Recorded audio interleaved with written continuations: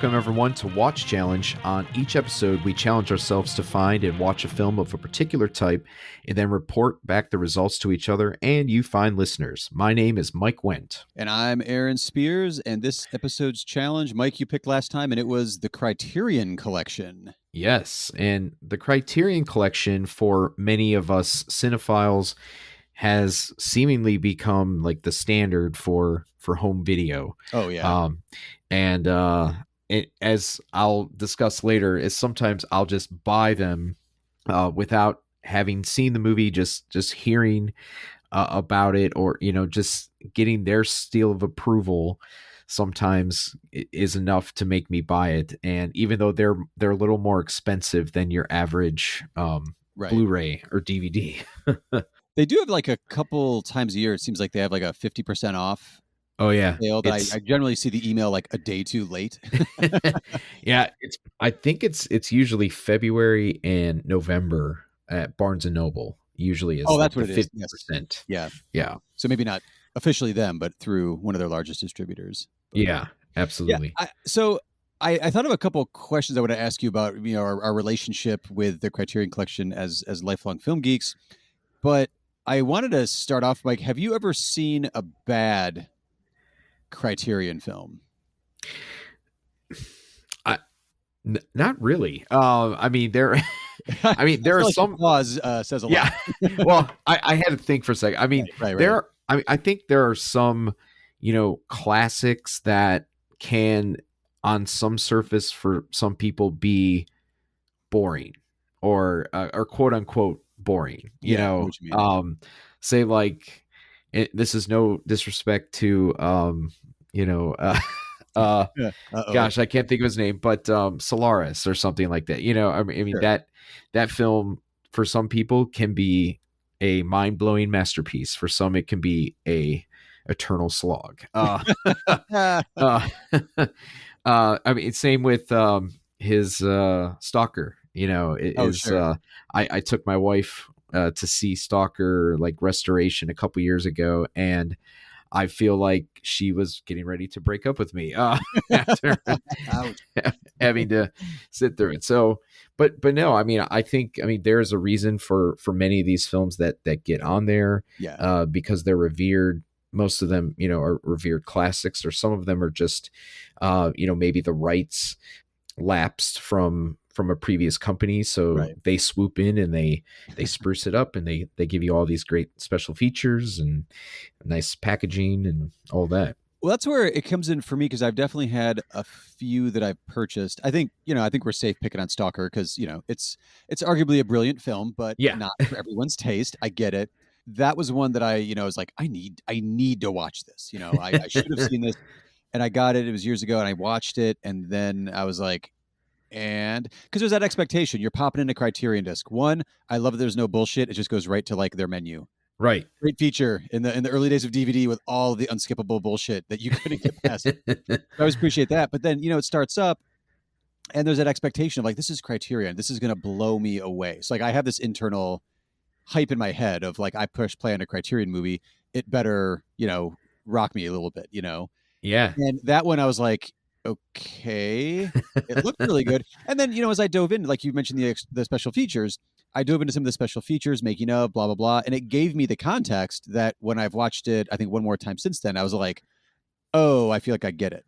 Yeah. So it might be one of those where like you do want the context before you see the movie if you're like unfamiliar with Russian cinema in that particular era or something, and you buy it, you trust the label, you may want to start with some of the special features to kind of like get you in the right context and in the right mood for it. I mean, it's very possible you do all that and be like, yeah, this is still not for me. But I think arguably it's not a bad film. It's just like not, that person's, type of film, so to speak. Yeah. I mean, it's interesting as, getting ready for this episode, just looking at the history of the films that they tend to release. Mm-hmm. I mean, they were at first, they were known as being a Laserdisc company, almost exclusively. It says that they did release like 3 or 4 films on VHS and beta. I wrote But that down too. yeah, I was like, yeah, but I want they to own a Betamax Criterion yeah, Collection title before I go. yeah, but apparently they didn't sell well. But there is a gentleman that I know who works at one of the production companies here, and he has a like very large collection of Criterion Laserdiscs, and it's Oh, nice. amazing. Like he Yeah. has a lot of them in these frames, but like the original. That's where you can see the original Star Wars trilogy, Yeah. unedited. Untouched. Yeah. Yeah. Yeah, and I believe spine number one for the Criterion Laserdisc was Citizen Kane, Yeah. probably appropriately so. But yeah, it's just like, I mean, it's so cool, like how they've been able to kind of elevate movie watching. And looking on Letterboxd, there's so many young filmmakers or young film fans or aficionados Mhm. who have probably seen way more in the collection than I have, just because there are so many more available. But they, some of these people, I don't, do they have jobs? Do they have significant others? I don't know, but they tend to just hammer all these because they're solely on the Criterion Collection. Oh, for sure. For sure. That was actually my first. I wanted to ask you about your first encounter Yeah. with Criterion Collection. Mine, since you mentioned Laserdisc, I was early on and still am. Martin Scorsese was my gateway into like film history and really getting into film like in a serious way. And there was a local video store, the one I actually ended up working at later on when I got older. I rented a Laserdisc player because they had those for rent, and they had a very limited Laserdisc collection. But as it dwindled down, what was basically left, when there was like 30 of them left, it was just Yeah. their Criterion editions because they would rent, and there was a population that was like, you know, first of all, I'll buy these from you if you want to get rid of them, but also like we will grab these. So I rented a Pioneer Laserdisc player, and I got a Taxi Driver. Nice. And that was also a first instance of like the commentary track. Yeah. Because I was not getting that on my VHS collection. And I was like, oh my God. And I was like, I cannot afford a Laserdisc player, part-time gig in high school. And I was like, holy crap. Also, it was on its way out by that time. But do you have a first Yeah, see, my family we never had a Laserdisc player, so I almost feel like I'm slightly deprived in that in that way.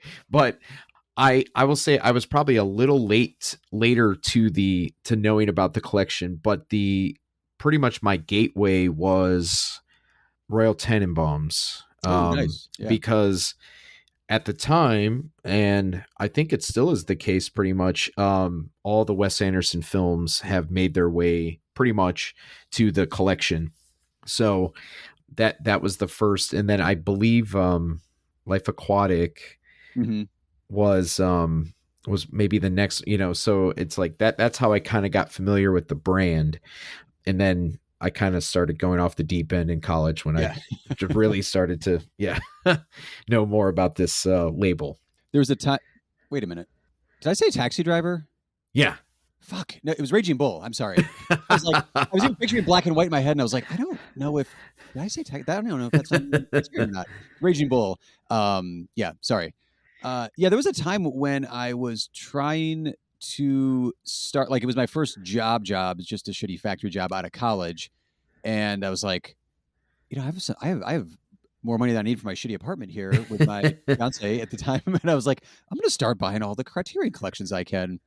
And that didn't last too long, but I was buying them like when new stuff would come out. Yeah. At the local store, at the local bookstore, actually, I would try to buy as much as I could, which is actually the bulk of it's very meager Criterion Collection stuff, but there was a run there we'll get into it in a minute, but there's a run in the 200s where I was buying a lot of stuff on DVD.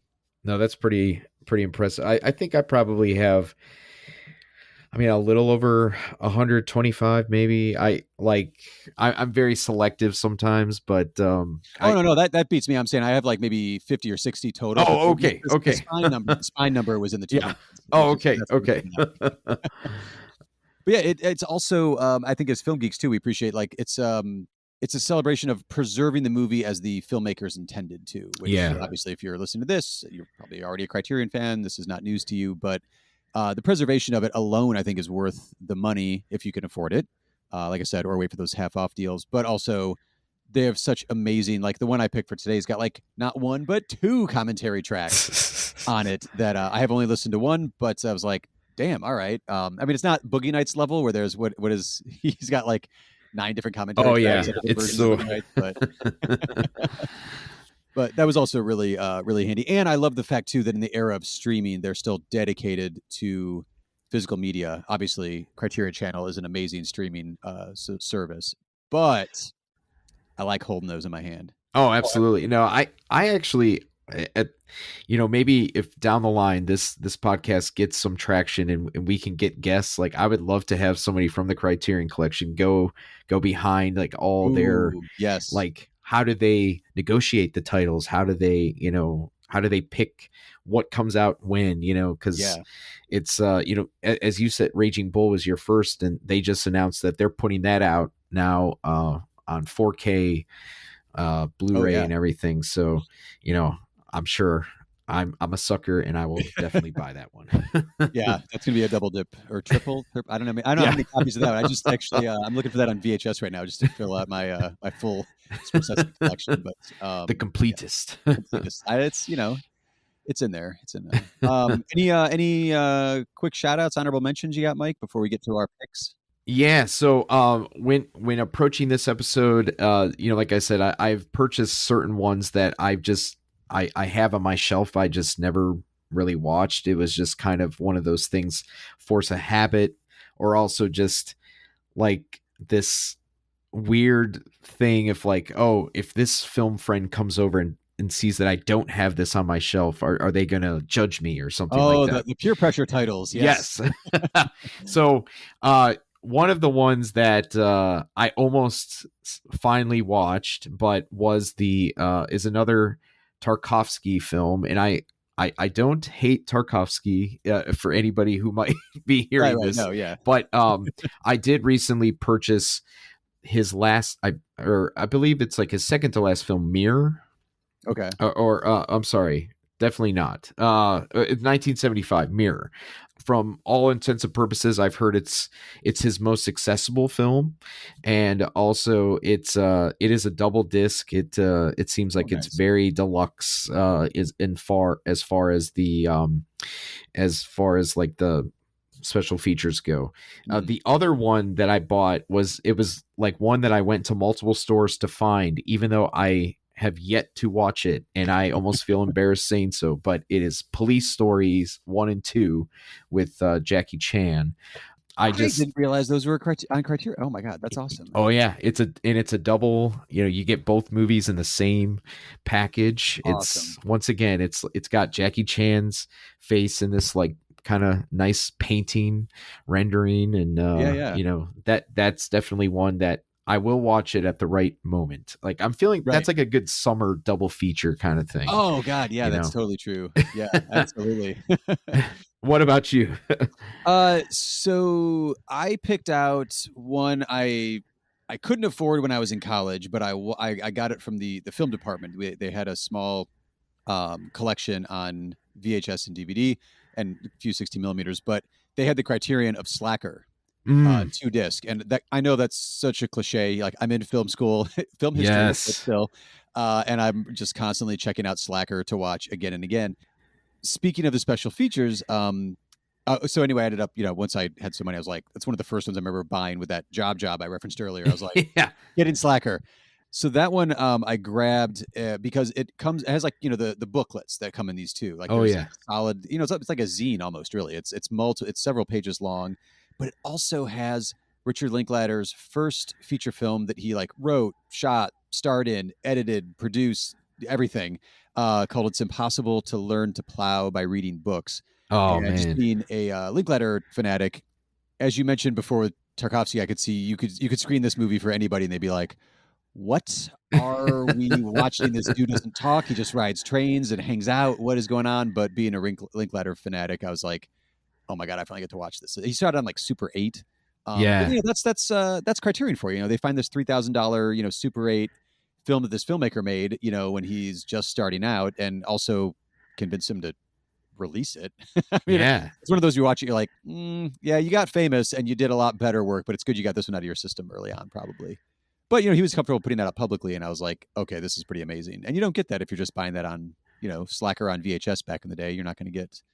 Oh yeah, and then, like the major studios when they put out their Blu-rays now, like they almost have zero nary any special features. Oh yeah, It's like maybe a 3-minute featurette that they put on like LinkedIn or something. oh maybe, yeah, exactly. And it's so generic and stuff, and yeah, they're just so concentrated on the streaming part of it. It's almost like, oh, we have to still do physical media. Fine, we'll make a Blu-ray.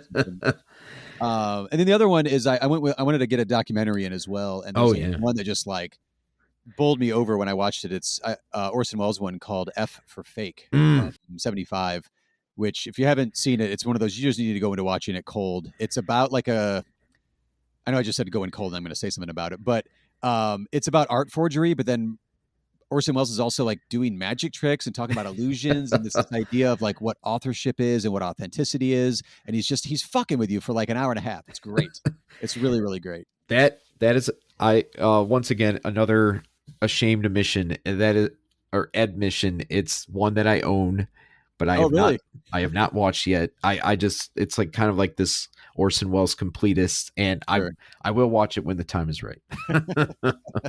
And you will enjoy it, I promise. Yeah. So what film did you end up ultimately picking for this week's episode? Well, I picked a shame pick, I think, as we mentioned on the previous episode. This one was legit, still wrapped in plastic when I opened it the other day. So like we mentioned, it was one of those like, yes, I own it. I needed to own it. I know I needed to have seen it before now. It felt great to actually crack open that wrapper and put it in the player. It is Monty Hellman's Two-Lane Blacktop from 1971, spine number 414 for any Criterion fanatics out there. They're not for you. They're just a bunch of small-town car freaks, that's all they are. They've been following me clear across 2 states. 3 states. Sure we'll race. You damn right we'll race. For pink. Pink slips? You mean for cars? Where to? You name it. Washington, D.C.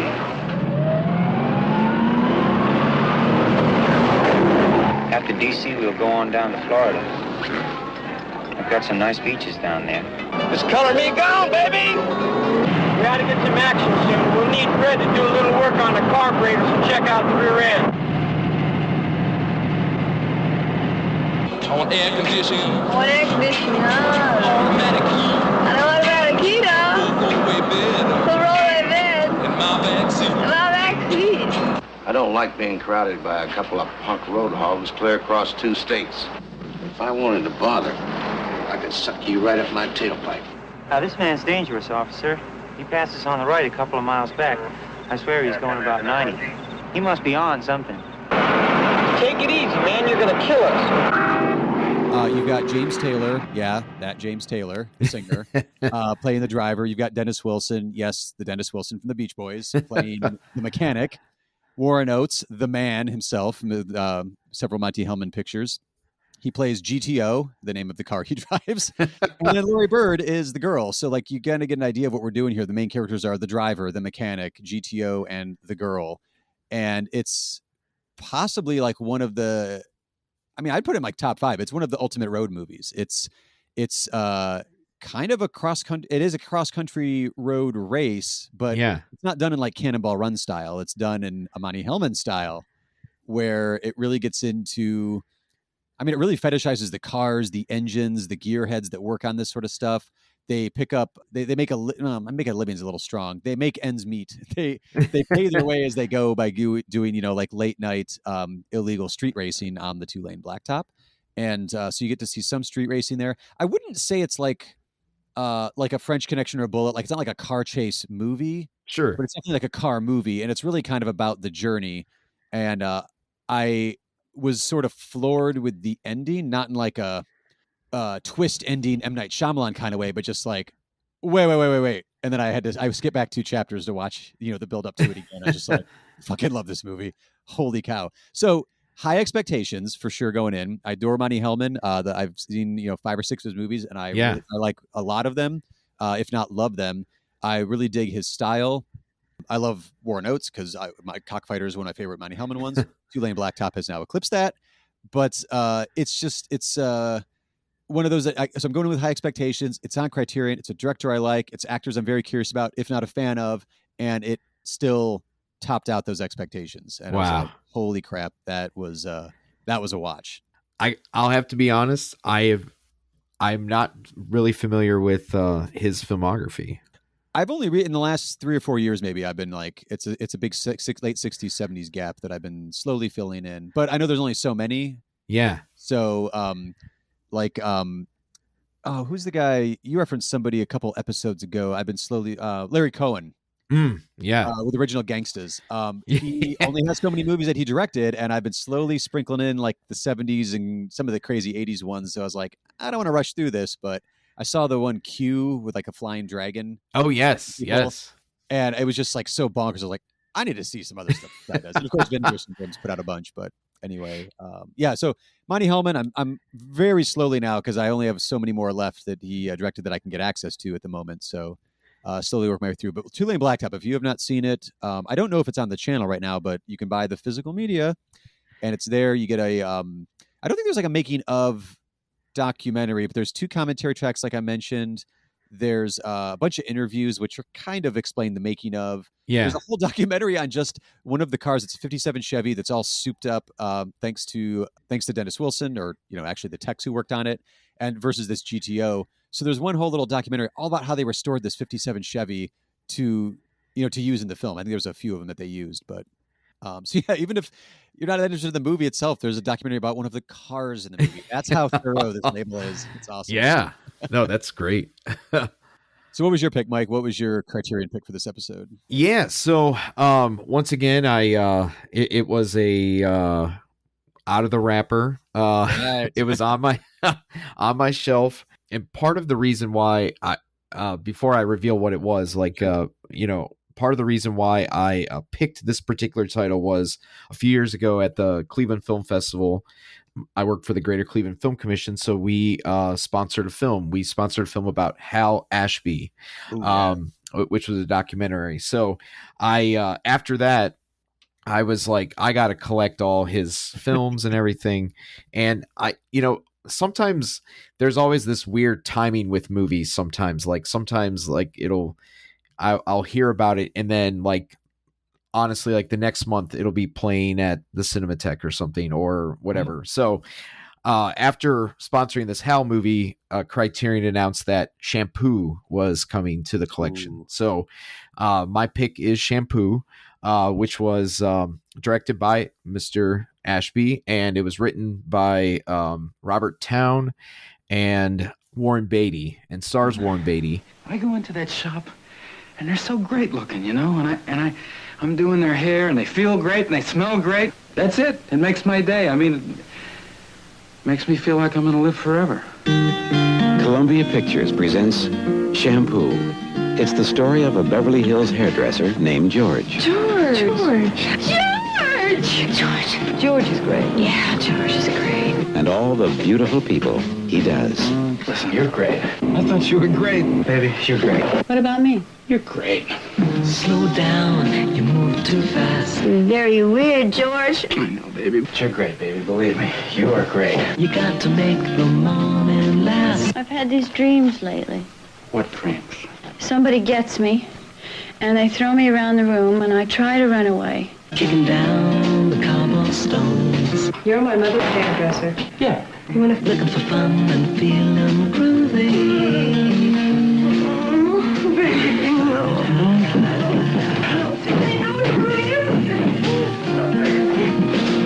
Either come in or stay out. Shut the door, honey, come on. Just don't let the steam out. Oh. Shampoo. Got no deeds to do, no promises to keep. What are you trying to do? I want you to marry me. It's too late. We're not dead yet. That's the only thing that's too late. I'm dappled and drowsy and ready to sleep. I just want us to have a normal life like everybody else. Get up early, take you out to a movie on the weekend. I'm trying, baby. I just can't get out of my own way. Let the morning time drop all its petals on me. I mean, face it, we're always trying to nail them, and they know it. They don't like it. They like it, and they don't like it. Life, I love you. Maybe that means I don't love them. All is groovy. Nobody's going to tell me I don't like them very much. Warren Beatty.